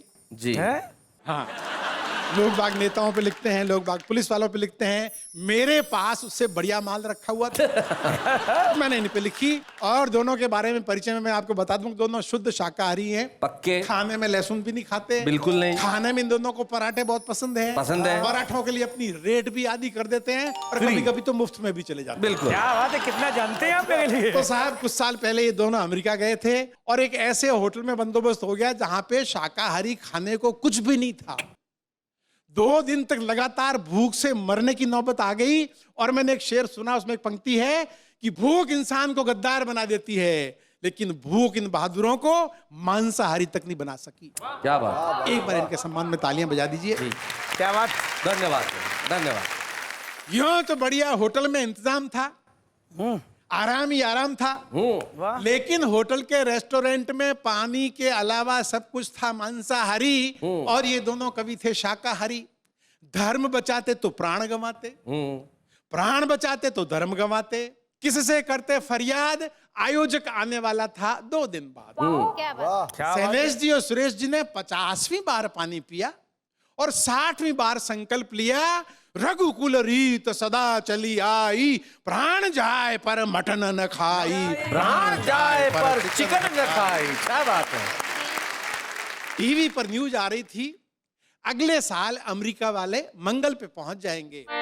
शैलेश जी बोले, ये अमेरिका वाले मंगल पे तो पता नहीं पहुंच पाएंगे कि नहीं पहुंच पाएंगे, इनकी धरती पे एकाध कवि भूख से मर गया तो नरक जरूर पहुंच जाएंगे। दोनों होटल से बाहर निकले, हर तरफ बिखरा था अमेरिकी वैभव और उस वैभव से दूर ये 2 वैष्णव। खूबसूरत सड़कें, लंबी लंबी इमारतें देखकर सुरेश जी बोले, वाह क्या रंगत है। अब एक भूखे आदमी की मानसिकता देखिए। भूखे आदमी को पूछो कि 2 और 2 कितने होते हैं, तो कहेगा 4 रोटी। बहुत अच्छे, बहुत बढ़िया। खूबसूरत सड़कें, लंबी लंबी इमारतें देखकर सुरेश जी बोले, वाह क्या रंगत है, 2 प्लेट समोसे मिल जाते तो हूबहू जन्नत है। क्या बात है। शैलेश जी बोले, मुझको मालूम है जन्नत की हकीकत, लेकिन खाना खाए बिन वैसे ही बुरी हालत थी। इस बुरी हालत में समोसे याद दिलाने की क्या जरूरत थी। बहुत अच्छे। अब साहब सिचुएशन बदलती है। तभी एक साहित्य प्रेमी टकराया, सुन के इनका धर्म संकट अपने घर ले आया और ढेर सारा दलिया फ्रिज से निकाल कर इनके सामने धर दिया। बोला, हाल फिलहाल तो यही तैयार है, अगर आपको स्वीकार है। दोनों बोले, स्वीकार है स्वीकार है। अरे दलिया तो अमृत है, अच्छा, ऋषियों का आहार है। क्या बात है। साहित्य प्रेमी बोला, ये दलिया बना था मेरे अंकल के लिए, वे भी ऋषि ही थे समझिए। डिनर में हमेशा दलिया खाते थे, हफ्ते भर का एक साथ बनवा के फ्रिज में रख जाते थे।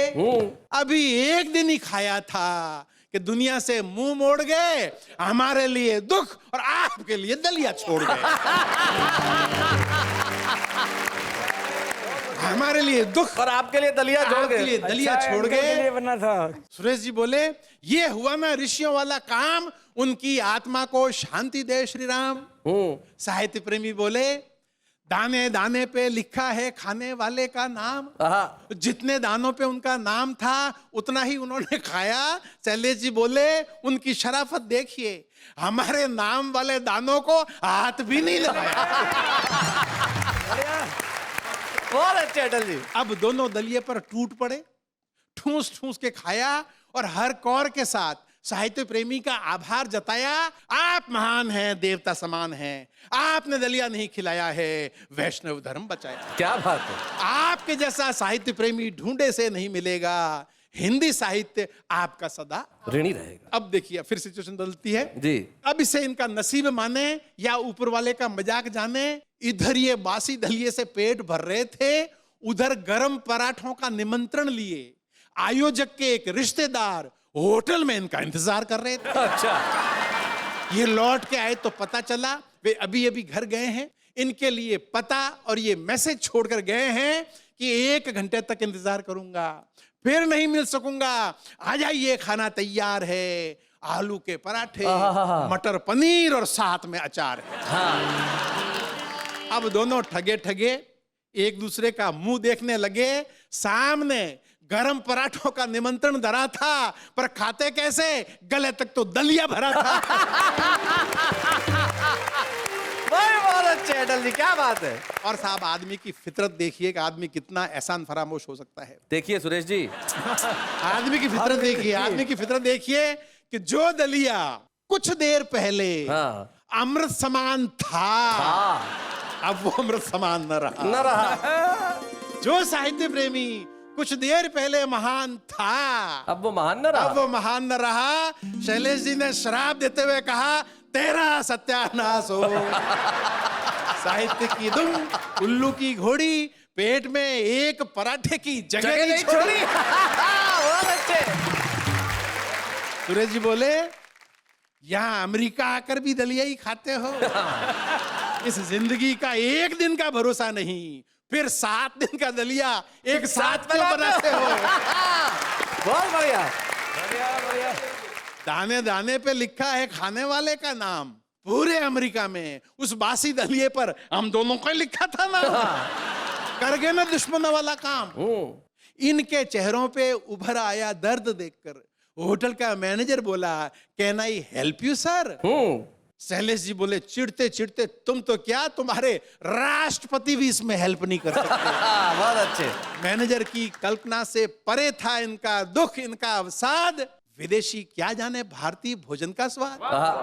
पंजाब के समोसे, दक्षिण के डोसे, कोलकाता के रसगुल्ले, दिल्ली की चाट और दही भल्ले, मारवाड़ की दाल बाटी, मुंबई की पाव भाजी, हर पकवान का स्वाद निराला, जिसके सामने ये बर्गर वर्गर टिकता कहाँ है साला। क्या बात है भाई, वाह वाह वाह।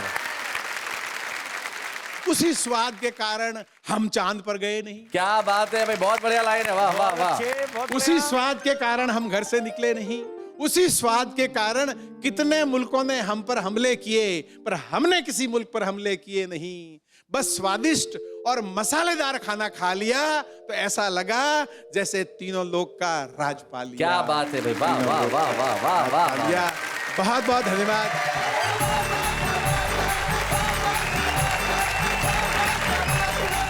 भाई आश्करण अटल, बहुत बढ़िया कविता आपने सुनाई, अद्भुत कविता। सिचुएशन हास्य की, आपके खाने पीने के कितने शौकीन है तो पता चल ही गया। आश्करण अटल एक बार सुरेश अवस्थी के घर खाना खाने गए थे, मुझे अच्छी तरह से याद है। और सुरेश जी की पत्नी इन्हें खाना खिला रही थी। बोले अटल जी रसगुल्ला लीजिए, रसगुल्ला लीजिए। अरे नहीं भाभी जी, मैं ऑलरेडी 4 खा चुका हूँ। अरे बोले नहीं खाए तो आपने 9 है, गिन कौन रहा है। और आइए मुजावर मालेगावी और आश्करण अटल के बाद अब उम्र के इस दौर में सुनते हैं अनीता सोनी को जोरदार तालियों के साथ।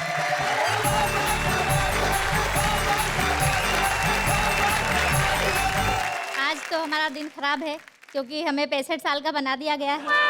ये खराब थोड़ी ना कहते हैं, it's an inspiration to be more beautiful. कहना चाहूंगी कि करीब आ प्यार का इजहार कर दे, मुझे छू ले, मुझे गुलजार कर दे, चमकती है मेरे बालों में चांदी, बहुत मुमकिन है वो इनकार कर दे। इसलिए थोड़ा सा तकलीफ तो होती है। अरे इसमें ऐसा नहीं होता, चमकती है मेरे सर पे चांदी, मुमकिन है वो इनकार कर ले। अरे प्यार बताओ, ये चांदी किसी मारवाड़ी को हो सकता है व्यापार कर ले। क्या बात है, ये होता है प्यार। जी हाँ, ऐसे लोगों की वजह से ही मैंने इंसानों से मोहब्बत करना बंद कर दिया है। आजकल जानवरों से कर रही हैं। और मैंने एक तोता पाल लिया है जिससे मैं बहुत मोहब्बत करती हूँ। उसे मेरी न उम्र से मतलब है, न सफेद बालों से मतलब है, उसे सिर्फ मेरी मोहब्बत से मतलब है। क्या बात और वो भी मुझसे बहुत प्यार करता है। वाह। एक दिन उसने क्या कहा मैंने इस गीत में लिख लिया है, पढ़ती हूँ। सुनाइए।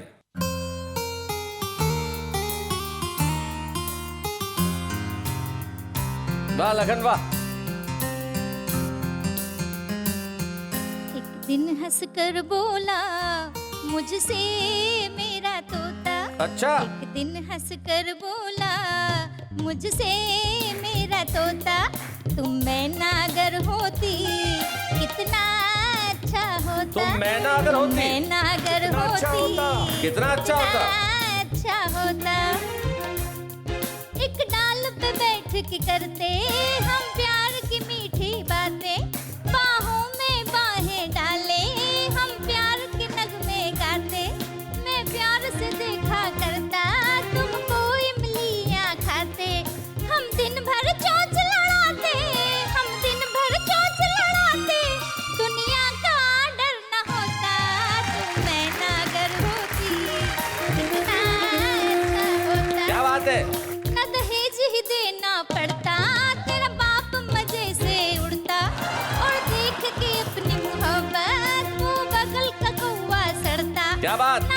लाज शर्म का लफड़ा न पजामा पहनना पड़ता बिन बेडरूम हर डाले पर बिन बेडरूम हर डाले पर हनीमून हमारा होता तुम नैना अगर होती कितना अच्छा होता दो टकियों की एक नौकरी होती चाहे ना होती होते 10-12 बच्चे स्कूल की फीस ना होती महंगाई के आलम में ना घर की चिंता होती क्या बात 2 दिन में प्यार का लड्डू 2 दिन में प्यार का लड्डू कभी खारा तो ना होता नैना अगर होती कितना अच्छा होता ना पानी पानी करते ना बत्ती हमारी बुझती वाह वाह गड्ढे वाली सड़कों पर ना हड्डी हमारी सरकती रिश्वत दे दे कर इतनी ना कमर हमारी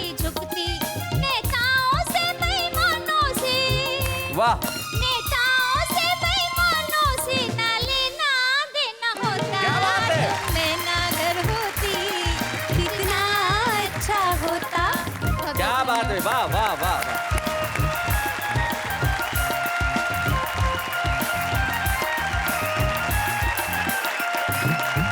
अनिता सोनी एक तोते से प्रेम करती है जो कहते हैं कि भाई तू भी मैना हो जाती जिंदगी में तो कितना अच्छा होता ना रिश्वत दे के कमर झुकती ना पानी की चिंता होती ना बिजली की चिंता होती लेकिन यकीन मानिए इंसान ने जानवरों को भी उतना ही करप्ट कर दिया है अब आप कहें तोता तो तोता मैना में वैसे बात नहीं रही जैसे सुरेश अवस्थी जी ने एक बार एक तोती पाली तो सुरेश अवस्थी जी को 4 दिन के लिए बाहर जाना था तो बोले क्या करूं यार 4 दिन बाहर जाऊं तो ये तोती को कहाँ छोड़ूं इसे दाना पानी कौन देगा तो अटल जी ने कहा मेरे घर पे छोड़ दा मेरे घर में 2 तोते हैं मैं उन्हें दाना पानी देता हूँ तुम्हारे तोती को भी दे दूंगा सुरेश जी बेचारे थोड़े से गंभीर आदमी है बोले नहीं नहीं यार 2 तोतों के बीच में मेरी तोती छोड़ नहीं सकता अरे बोले नहीं बहुत धार्मिक है एक बार जाके देख लो तो अटल जी के घर में गए तो दोनों तोते सचमुच पूजा कर रहे थे एक भजन गा रहा था एक चौपाइयां पढ़ रहा था तो सुरेश जी ने अपनी तोती उसमें छोड़ दी जैसे ही तोती छोड़ी एक तोते ने दूसरे को कोहनी मारी अबे पूजा पाठ बंद कर दुआ कबूल हो गई तो मित्रों हम चाहते हैं कि सभी की पूजाएं सफल हो सभी की दुआएं कबूल हो सबकी भगवान सुने और सबके पूरे हो काम लेकिन इस वक्त एक अल्प विराम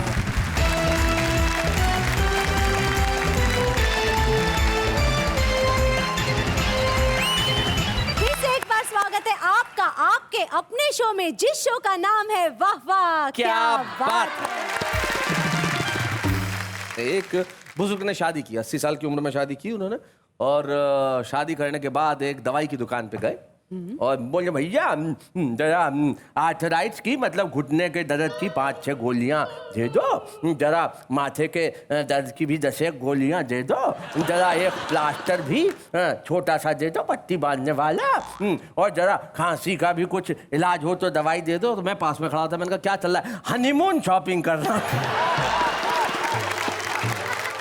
बुजुर्ग किसी भी उम्र में कुछ कर सकते हैं लेकिन हमारे बीच में एक ऐसे बुजुर्ग बैठे हैं जो हर उम्र में उन्होंने जवान रहने का ठेका ले रखा है सुरेश अवस्थी इस देश के एक प्रखर व्यंग्यकार का नाम होता है जो एक पत्रकार भी है कलमकार भी है व्यंग्यकार भी है और देश के सारे कवि इनके पांव छूते हैं क्योंकि ये देश के सबसे बड़े आयोजक हैं डॉक्टर सुरेश अवस्थी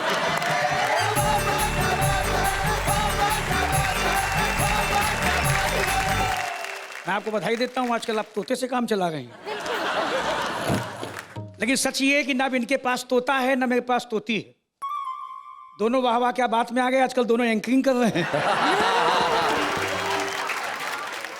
शैलेश भाई एक काम आपको वाह वाह क्या बात में और करना चाहिए जी मुजावर मालेगांवी जी का एक अंतरराष्ट्रीय सम्मान होना चाहिए और इसलिए होना चाहिए क्योंकि कल माल पर ही आज गाना गा रहे हैं ऊपर से नाच रहे हैं हमारे आपके घर में इतनी बार सांस्कृतिक कार्यक्रम हुआ एक दूसरे को बताने के अलावा कभी किसी को बताया आपने मुझे हमेशा बताया जब जब आपको पड़ी आपने मुझे बताया ये हिम्मत का काम है जो आज मुजावर जी ने किया है बिल्कुल बिल्कुल और इसके ऊपर दूसरी शादी की तैयारी ये पत्नी से परेशान तो वो तोते से परेशान लेकिन अपनी परेशानी तो बच्चों की है जी किसके 7-8 साल का बेटा जी उसने कंप्यूटर पे एक बहुत बढ़िया प्रॉब्लम हल की तो हमने उसकी पीठ थपथपाई मैंने शाबाश बेटे तू देखने में बेवकूफ लगता लेकिन है नहीं अच्छा उसने तुरंत मुझे निपटाया बोले पापा मुझ में आप में यही तो फर्क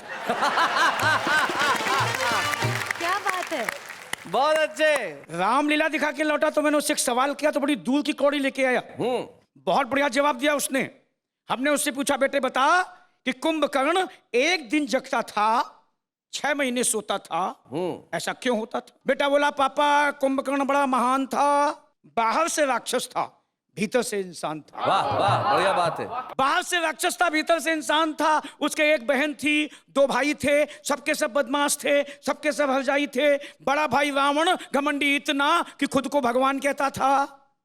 छोटा भाई विभीषण बड़े भाई को मरवा के गद्दी हथियाने की कोशिश में रहता था। वाह। और बहन सूर्पनखा दिन भर आवारा लड़कियों की तरह गली गली में डोलती थी, और जहां कहीं लक्ष्मण जैसा खूबसूरत नौजवान दिखता था, शादी करोगे, ये बोलती थी। जी। पूरे खानदान का चरित्र देखकर बेचारा कुंभकर्ण भीतर ही भीतर रोता था। ये सब कुछ ना देखना पड़े इसलिए एक दिन जगता था, 6 महीने सोता था। इसलिए एक दिन जगता था, 6 महीने सोता था। आपको अनुभव बताता हूँ। जब मुझे नौकरी की तलाश थी तो मैंने हिंदी में पीएचडी की तो मुझे लगा मैं हिंदी का अध्यापक बन जाऊं। एक कॉलेज में मैं इंटरव्यू देने गया, कैसी कैसी स्थितियां हुई मैं आपके आनंद के लिए बताता हूं। बताइए। जब मैं देने पहुंचा इंटरव्यू, वहां पर बेरोजगारों की बड़ी लंबी थी क्यू। 12 बजे के बाद मुझे अंदर बुलाया गया। इंटरव्यू कमेटी के सामने जमीन पे बिठाया गया। एक ने पूछा पढ़ाई की कितनी सीढ़ियां चढ़े हो, अर्थात कितने दर्जा पढ़े हो।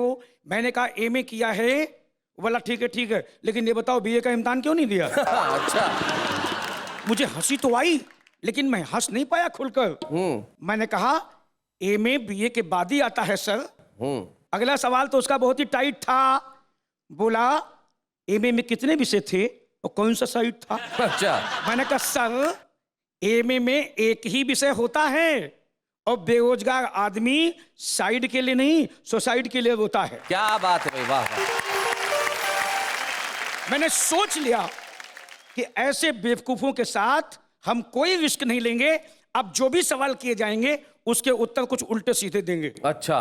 तो प्रिंसिपल ने कहा महाकवि जयशंकर प्रसाद के बारे में क्या जानते हो? जयशंकर प्रसाद जी। उन्हें किस कोटि का कवि मानते हो? मैंने कहा सर जब शिवरात्रि के दिन शंकर जी के जयकारे लगाते हुए जो प्रसाद चढ़ाया जाता है वो जयशंकर प्रसाद कहलाता है। तो प्रिंसिपल बोला बातें मत बनाओ, कोई मंत्र आता हो तो सुनाओ। तो मैंने मंत्र सुना, ओम छू काली कलकत्ते वाली तेरा वजन जाना खाली, खप्पर में कहे सब खाए मसान में लेटे सैयद शेख मुगल पठान, अटवा गटवा नक्शे तैल जिंद बांधे असली जिंद कावे, जानवर की बूटी इनाम में पावे, ओ भूत के भाई चुड़ैल के चाचा, ओम छू बाचा छू बाचा छू बाचा। क्या बात है, वाह वाह वाह वाह। ये सुन के एक मेंबर झूमने लगा, दूसरा हमारा हाथ चूमने लगा। बोला अब तुम्हें हम कॉलेज की नौकरी नहीं देंगे, अपने चट्टे पर मैनेजर के साथ रखेंगे। अच्छा। क्योंकि हम देश को दुनिया को करिश्मा करके दिखाएंगे। हमने सुना है कि जापान में म्यूजिक से दुही जाती हैं भैंसें, हम मंत्रों से दुहाएंगे। वाह वाह वाह वाह, बहुत अच्छे। मैंने कहा भाई साहब हमें इतने पावरफुल मंत्र आते तो देश के दुश्मन सैनिकों का सर नहीं काट पाते। क्या बात है भाई, वाह वाह वाह। हम चरित्र से नंगे नहीं होते, देश में कहीं दंगे नहीं होते, और महंगाई की सर पर मार नहीं होती। शिक्षा शिक्षा होती, व्यापार नहीं होती। शिक्षा शिक्षा होती, व्यापार नहीं होती। बहुत बहुत धन्यवाद भाई, वाह वाह, बहुत बढ़िया।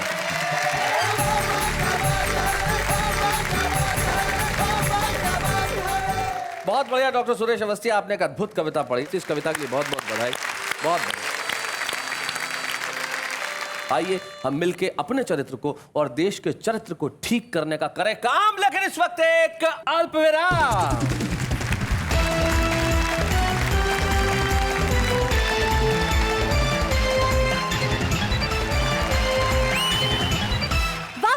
क्या बात है, वाह वाह क्या बात है, वाह वाह क्या बात है, वाह वाह क्या बात है। लगातार बिना फंबल के 4 बार बोला वाह वाह क्या बात है। बहुत बढ़िया, बहुत अच्छे। हम जो हमारा सेगमेंट छुपे रुस्तम का करते हैं उसमें यही कोशिश करते हैं कि हम ऐसे मासूम कवियों को ढूंढ के लेके आए जो अलग अलग शहरों के अलग अलग गांवों के अलग अलग कोनों में बैठे हैं, कविताएं लिखते हैं और अभी तक दुनिया की निगाहों के सामने नहीं आ पाए हैं। आज एक ऐसी ही छुपी रुस्तम हमारे बीच में है जो नागपुर से आई है और पेशे से एक गायनेकोलॉजिस्ट हैं, एक पढ़ी लिखी स्त्री रोग विशेषज्ञ हैं। वो एक डॉक्टर है लेकिन हिंदी में कविताएं करती हैं और उनकी कविताओं की मासूमियत हम आपके समक्ष पेश करते हैं। आज की छुपी रुस्तम नागपुर की डॉक्टर सुष्मीत।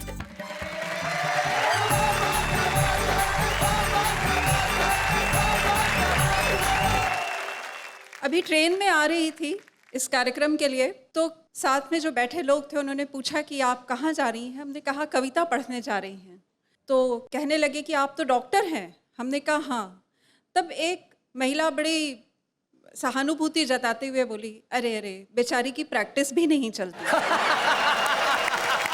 बहुत अच्छे। हमारे एक मित्र डॉक्टर थे, उनका क्लिनिक चलता ही नहीं था। पूछिए सुरेश अवस्थी जी क्यों नहीं चलता था? क्यों नहीं चलता था? क्लिनिक था 2nd फ्लोर पे और उन्होंने नीचे नाम लिखा हुआ था डॉक्टर श्याम, ऊपर जाने का रास्ता। आजकल महंगाई बड़ी है और हर चीज में मिलावट, हम सब परेशान हैं। तो इसी मिलावट पर कुछ लिखा है जी, सुनाए। कि एक दिन नाश्ते के टेबल पर मच गया गदर। टोस्ट तो करारे बन गए थे, फ्रिज खोला तो खत्म था बटर। अच्छा। हम झल्लाए, हमने कहा क्या अब सूखा टोस्ट चबाएंगे? ये बोले नहीं प्रिय, तुम्हारा फेस क्रीम है ना, उसे टोस्ट पर लगाकर खाएंगे। अच्छा, फेस क्रीम। हम घबराए, तुम्हारी अकल क्या घास चरने निकली है? हाँ। ये बोले पगली, तुम्हारे फेस क्रीम में ही तो केसर, बादाम और मलाई असली है। बहुत अच्छे, बहुत बढ़िया। देखती नहीं हर चीज में कितनी मिलावट है, फलों पर सजी कितने केमिकल्स की सजावट है। वाह। केले और आम कच्चे ही कार्बाइड में पक रहे हैं, लौकी के बच्चे को रातों रात बढ़ने के इंजेक्शन लग रहे हैं। क्या बात है, वाह। एप्पल पर मोम लगाकर उसे महीनों चमका रहे हैं और हम अनजान भोले फलों के नाम पर जहर खा रहे हैं। क्या बात है, वाह वाह, बहुत अच्छे। बैड। जाने मन, असली स्ट्रॉबेरी तो तुम्हारे फेस वॉश में है, हैंड पिक टमाटर तो अब टमाटो सॉस में है। वाह। इस देश में बादाम सर लगाने के तेल में है, मगर ब्राइट साइड तो देखो, हमारे कुछ नेता इस वक्त जेल में हैं। अच्छा। पीने को ना मिले शरबत में, नींबू बर्तन धोने के बार में सजा है। हाँ। और शक्कर के गाढ़े घोल में ही अब असली शहद का मजा है। वाह। प्राण प्रिय, भ्रष्टाचार और मिलावट किसी फेयरनेस क्रीम की तरह लोकप्रिय है। आज के युग में हमारे नैतिक मूल्य बेहद हास्यपद और निष्क्रिय हैं। क्या बात है भाई, वाह वाह, क्या बात है। कहाँ शुद्धता ढूंढ रही हो दूध दही पनीर में, माँ के हाथों का स्वाद तो अब हो गया है सील पैकेटों की खीर में। क्या बात है, बहुत अच्छे। बस याद करो तुम जो कह गए थे रामचंद्र कभी सिया से, शुद्ध प्रेम मिलेगा तुम परेशान मत होना तुम्हें इसी पिया से। वाह वाह वाह वाह, बहुत अच्छे।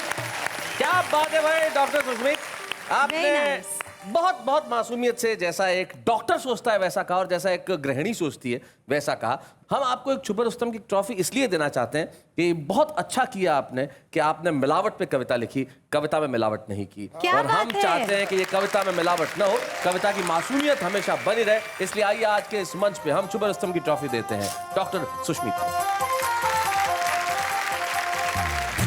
या बूढ़े हैं, नर है या नारी है, हंसी देने वालों के सब ही आभारी है, कविता सुनाने वाले अब सबके साथ है। तो भैया देखा आपने, हमारे देश का आम नागरिक जो जैसा चाहता है वैसा लिखता है, जैसा देखता है। मैंने देखा एक आदमी को ट्रक के पीछे शानदार, एक ड्राइवर ने शेर लिखा और लिख के छोड़ दिया। दुनिया वालों पढ़ो क्या लिखा हुआ था शानदार। बोले ट्रक मेरी है आपकी नहीं है, ट्रक मेरी है आपकी नहीं है, जब चाहूंगा साइड दूंगा, सड़क आपके बाप की नहीं है। लेकिन इस वक्त हम साइड ले रहे हैं लौट के आने के लिए आपके पास। आप जानते हैं हम आपके पास लौट के आएंगे तो सारे मोहल्ला मिलके एक ही बात कहेगा, वाह वाह क्या बात है।